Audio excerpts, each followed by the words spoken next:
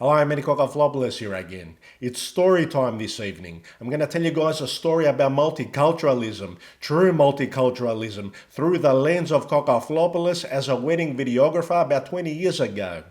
There was an incident that fucked with me on the night and it stayed with me. I was reminded about it the other day when I was having my cafe, out and about, incognito, and I thought, fuck man, I've got to share this fucking story there. Came flooding back to me. But before we begin, I was having a chat to management, Arabatsis, earlier, and he was talking about the previous video that I put up, and he happened to mention to me that when he was in high school, he had a nickname regarding his surname, Arabatsis. Told me not to tell anyone, so I don't tell anyone. He said people used to call him Cockaflopoulos. That's unfortunate. I never had a problem with my surname.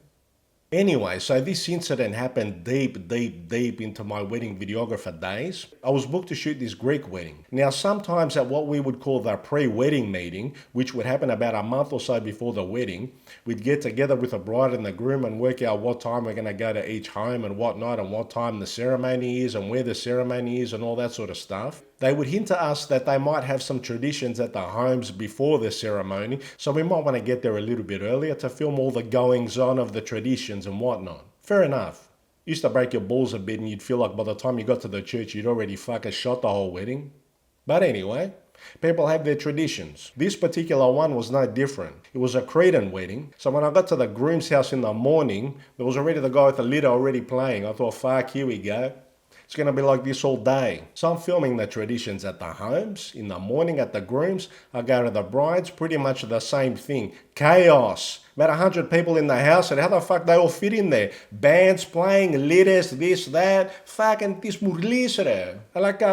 Cretan music fucking rocks it, same as Pontian or Greek music. Get to the church, standard Greek Orthodox wedding, why not? We shoot that, head off to the locations, everything good. It's a nice couple, everyone's getting along well, it's a beautiful day, nice. Where's the reception? Cretan village up in fucking Wanturna. Here we go. I drive out to fucking Wanturna for the reception. Get there, I see the hall. And I'm like, how many people are going to fucking be here there? About 600. Immediately my brain goes to two places. First, what time we fucking finishing? And second, when I got to go around to the tables, it's going to take me 4 hours. Anyway, I set up the bride and groom and the bridal party. Everyone enters, they come in. The night begins. Entrees come out. Everything's going well. At some point, the dancing begins. Full on Cretan, all the way. And I'm like, they didn't stop. And Kati moves as well. Fucking hell. Have you ever seen Cretan dancing in full flight and Pontian dancing as well? Danced by people who fucking love the music, who know what's going on and know how to fucking dance it? And I was like this. Fucking hell, what a flip there. What's he doing? Now, these were the days before DSLRs and whatnot, so we were shooting on mini DV tapes, 63-minute tapes. We'd have a box of 5 and then maybe 3 or 4 extras, just in case we got a fucking Cretan wedding. Usually by about 11 o'clock, if I'm halfway through the 4th tape, I think I'm only going to need that whole one box. This one, at 11 o'clock, I was on tape 6. By the time I fucking edit this, no one's gone home. Now, another way you could probably gauge how long the fucking reception's going to go for is what time they start throwing the bouquet in the garter. If they started at about 12, you think, all right, by the time they finish 12:30, I'll be out of there. That's all right, not bad. 12:30, they were still dancing. You know whose fucking fault that is? The fucking MC. He starts the night, supposed to fucking wrap it up too. But at weddings like that, and here's a little mini Greekism for all you non-Greeks, the MC, and especially the band, you know what that means? A little bit of extra cash on the side. Nice. We keep paying, you keep playing. It's alright for them. I'm the malaka here standing there fucking filming everything. So, if they're getting paid extra, they're going to keep playing. Fair enough. But I glare at the fucking MC. I go, malaka, fucking wrap it up there. I want to go home. I got to drive back to Brunswick. And he's looking at me like this. Anyway, they managed to wrap it up at about fucking 12:45, whatever it was. They do the bouquet and the garter. And I'm thinking, alright, I'm on the fucking home stretch. The bridal party gathers in the middle of the dance floor. They say goodbye to everyone. And that's the moment where they're supposed to fucking rush out there. But no, the groom grabs the mic and he goes, I'd just like to thank everyone for coming. He makes like another mini speech. I'm thinking, you made your speech already. They go home. But he goes, before we go, just one last thing. And he's standing there with the bride, the best man, matron of honor, the four of them. They've all got a look on their faces like they know what's about to happen. And I'm just filming them like this, going, I don't know what the fuck's going on here. Let's go home. What are you waiting for? I see the groom's eyes glance over at one of the band members. I look over and he's kind of standing there at the PA and he presses a button. And I start hearing the opening descending piano bit to Kaysan. The whole wedding reception kind of half laughs. I half laugh as well. I glance over at the guy in the band and I think, Malaka, you fucked that up there. Play the proper song so they can get out of here.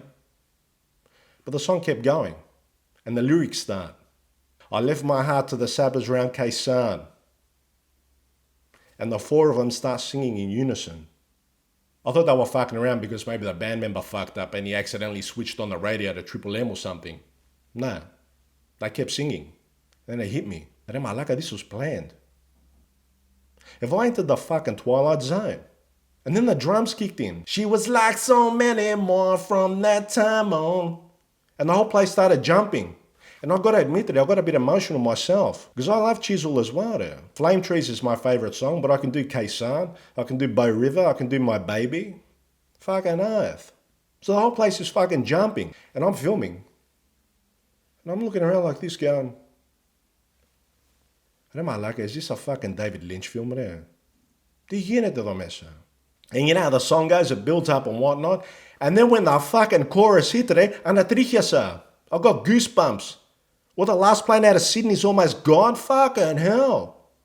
But the whole place was jumping. And then the song finishes, round of applause for everyone, and they fucking leave. I follow them out. They get in the car, they leave. I walk back into the reception centre to pack up. I stop at the entrance and I look around. I just fucking take it in. Trying to process what the fuck I just witnessed there. A full-on Cretan wedding. All fucking day there. All day this.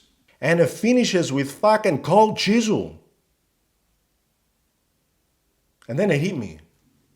Malaka, that's fucking deep multiculturalism for you right there. Now, usually when I wrap up a wedding and I've packed the car and everything, I like to blast like Rage Against the Machine or Tool or something like that, you know, because I've got a second fucking wind. And usually I'd go home, drop off the gear, have a shower, then hit the barakia. So I'm pumped. And I remember that I had a compilation CD of my favourite Oz rock classics. I said, Malaka, I'm gonna fucking blast this on the Eastern Freeway. Don't Change by In Excess. Come Said the Boy. Fucking I'll Be Gone by Spectrum. I was only 19 even. Vakria, that makes me cry, that song there. It's about fucking Vietnam. And it hit me that the power and the pathos of Cretan music is fucking intense. And I realised that I'd grown up listening to other music as well that was just as intense for me. Like I still know all the lyrics to Mediate by In Excess there.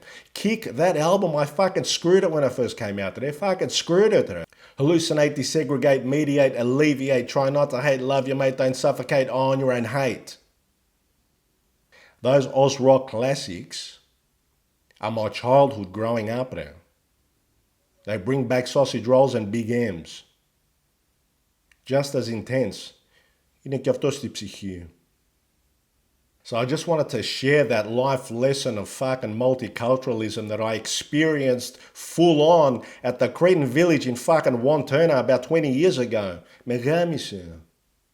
Gave me a deeper understanding of how we have the best of two cultures there. Fucking hell. Anyway, I just want to share that with you, and do me a favour between me and you, don't tell Mr. Cockaflopoulos that I told you about his fucking nickname, huh? He's a bit sensitive. Take care, all the best, wear the mask and all the rest. I'll see you again.